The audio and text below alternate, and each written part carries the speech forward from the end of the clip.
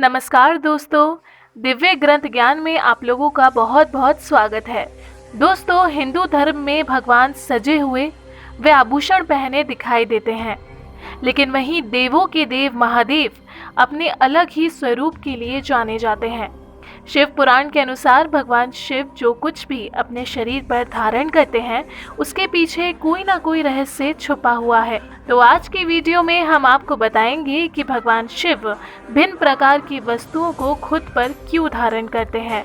दोस्तों, आपने शिव जी की तस्वीरों में मुंडमाला को देखा होगा।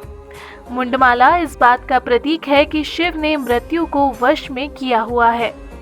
पुराणों के अनुसार ये मुंडमाला शिव और सती के प्रेम का प्रतीक है।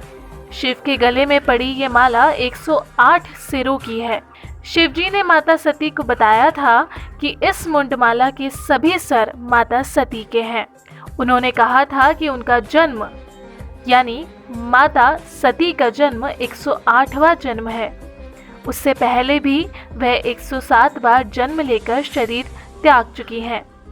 ये मुंडमाला उन्हीं के जन्मों का प्रतीक है। दूसरा है शिव जी के गले में लिपटे नाग। इनके बारे में पुराणों में बताया गया है कि नागों के राजा नाग वासुकी हैं।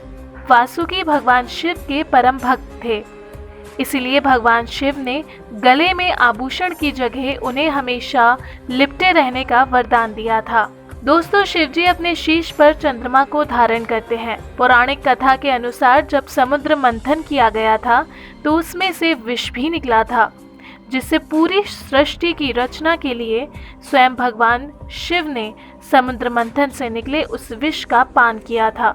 मगर विष पीने के बाद उनका शरीर विष के प्रभाव से अत्यधिक गर्म होने लगा। ये देखकर चंद्रमा ने उनसे प्रार्थना की कि वह उन्हें माथे पर धारण कर अपने शरीर को शीतलता प्रदान करें। ऐसे विष का प्रभाव भी कुछ कम हो जाएगा। तब उन्होंने चंद्रमा को अपने मस्तक पर धारण कर लिया।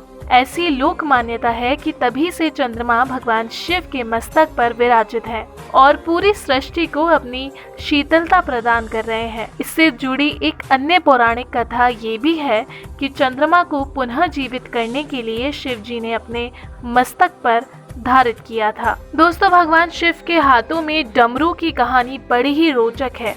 कहा जाता है कि सृष्टि के आरंभ में जब देवी सरस्वती प्रकट हुई, तब देवी ने अपनी वीणा के स्वर से सृष्टि में ध्वनि को जन्म दिया, लेकिन इस ध्वनि में ना तो सुर था और ना ही संगीत। सृष्टि के आरंभ से शिव जी ने जैसे ही नृत्य आरंभ किया और 14 बार डमरू बजाया, तभी उनके डमरू की ध्वनि से व्याकरण और संगीत के छंद ताल का जन्म हुआ। इसी वजह से शिव जी के हाथों में सदैव डमरू रहता है। कहा यह भी जाता है कि सृष्टि के संतुलन के लिए शिव जी इसे अपने साथ लेकर प्रकट हुए थे। दोस्तों, शिव जी के हाथों में त्रिशूल कैसे आया, इसके पीछे की मान्यता है कि सृष्टि के आरंभ में ब्रह्मनाथ से जब शिव प्रकट हुए तो साथ ही रज, तम और सत ये 3 गुण भी प्रकट हुए। यही तीनों गुण शिव जी के 3 शूल यानी त्रिशूल बने। इन तीनों के बीच सामंजस्य बनाए बिना सृष्टि का संचालन कठिन था, इसीलिए शिव ने त्रिशूल रूप में इन तीनों गुणों को अपने हाथों में धारण किया। कहा जाता है कि महादेव का त्रिशूल प्रकृति के 3 प्रारूप आविष्कार, रख रखाव और तबाही को भी दर्शाता है। साथ ही तीनों काल, भूत, वर्तमान और भविष्य भी इस त्रिशूल में समाते हैं। दोस्तों, ये बात तो हम सब जानते हैं कि भगवान भोलेनाथ का एक नाम त्रिलोचन भी है, क्योंकि एकमात्र भोलेनाथ ही ऐसे हैं जिनकी 3 आंखें हैं। सिर्फ उनके 2 नेत्र सामान्य रूप से खुलते और बंद होते रहते हैं, लेकिन तीसरी आंख शिव जी तभी खोलते हैं जब वे बहुत क्रोधित होते हैं। दोस्तों, शिव जी की तीसरी आंख सामान्य आंखों की तरह नहीं दिखती है।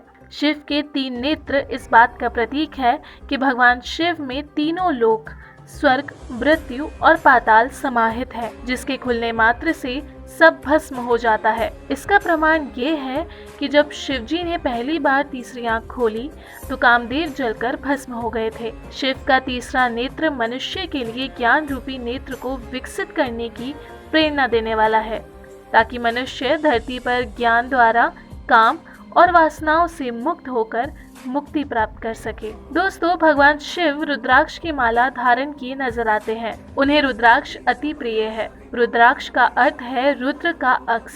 धार्मिक मान्यता के मुताबिक रुद्राक्ष की उत्पत्ति भगवान शिव के आंसू की बूंदों से हुई है। कहा जाता है कि सावन के महीने में रुद्राक्ष धारण करना बहुत ही लाभकारी होता है। रुद्राक्ष ऊर्जा और शक्तिदायक होते हैं। रुद्राक्ष को ग्रह शांति के लिए, सुरक्षा के लिए और आध्यात्मिक लाभ के लिए प्रयोग में लिया जाता है। दोस्तों, भगवान शिव की जटाओं में गंगा के होने की एक रोचक कथा है। भागीरथ एक बहुत ही प्रतापी राजा हुए। उन्होंने अपने पूर्वजों को जीवन मरण के दोष से मुक्त करने के लिए गंगा को पृथ्वी पर लाने की ठानी। उन्होंने कठोर तपस्या की। तब गंगा उनकी तपस्या से प्रसन्न हुई और स्वर्ग से पृथ्वी पर आने के लिए तैयार हो गई। पर उन्होंने भागीरथ से कहा कि यदि वे सीधे स्वर्ग से धरती पर गिरेंगी तो पृथ्वी सहन नहीं कर पाएगी और रसातल में चली जाएगी। माँ गंगा को इस बात का अभिमान था कि कोई उनका वेग सहन नहीं कर सकता। तब भागीरथ ने शिव शंकर की उपासना शुरू कर दी। भगवान शिव उनकी उपासना से प्रसन्न हुए और जैसे ही गंगा स्वर्ग से पृथ्वी पर उतरने लगी तो उनका गर्व दूर करने के लिए शिवजी ने उन्हें जटा में कैद कर लिया। वह छटपटाने लगी। फिर उन्होंने शिवजी से माफी मांगी। तब भगवान शिव ने उन्हें जटा से एक छोटे से पोखर में छोड़ दिया, जहां से गंगा 7 धाराओं में प्रवाहित हुई। तो दोस्तों, आज का ये वीडियो यहाँ समाप्त होता है। आपको ये कैसा लगा हमें कमेंट करके बता सकते हैं। साथ ही हमारे वीडियो को लाइक कर चैनल को सब्सक्राइब कर सकते हैं। सब्सक्राइब बटन के पास बेल आइकन को भी दबा दें, जिससे आपको हमारे नए वीडियोस और नोटिफिकेशन मिल जाया करे। धन्यवाद।